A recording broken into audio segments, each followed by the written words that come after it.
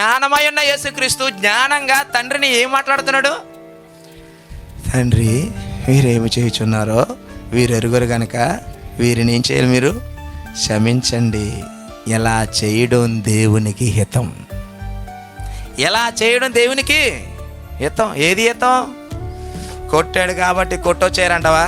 మీరైతే ఏమంటారండి? ఒరే నాన్న, ఎవడా నీ మీదకి వచ్చాడు అనుకోండి, ఒక రాయి ఇసిరాడు అనుకో, నువ్వు 4 రాళ్ళు ఇసిరంట. కానీ తండ్రి ఏమన్నాడు తెలుసా? నీ మీద ఒక్క రాయి ఇసిరాడు అనుకో, సైలెంట్గా వచ్చే. నిజంగా అలా చేస్తే చేతకాని తనం అనుకుంటారుగా, అలా చేస్తే ఏమీ చేయలేని తనం అనుకుంటారుగా అనుకోని, కానీ ఒక్కసారి ఆలోచిస్తాడుగా, ఇన్నన్నా వాళ్ళు నన్ను ఎందుకు అనలేదు, నేను చేతగాని వాడిని.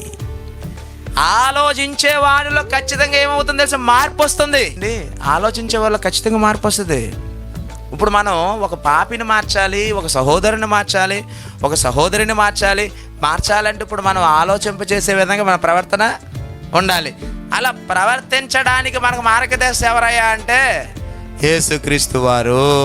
ఇక్కడ యేసుక్రీస్తు ఈ మాట అనడం వెనకాల ఉద్దేశం ఏంటంటే, తండ్రికి ఎలా అనటం హితం, తండ్రికి ఇలా చేయటం ఇష్టం. అందుకే ఎవడైనాను తెలియక, ఇంతకే వీళ్ళు తప్పులు చేశారు, తెలిసి చేశారా తెలియక చేశారా?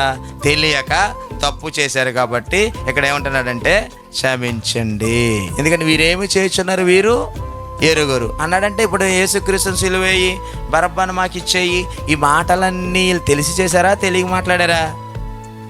తెలియకే మాట్లాడారు. ఇప్పుడు తప్పులు తెలియక చేసినప్పుడు ఖచ్చితంగా వారికి ఏం ప్రసాదించాలి? మనం క్షమాపణ ప్రసాదించాలి.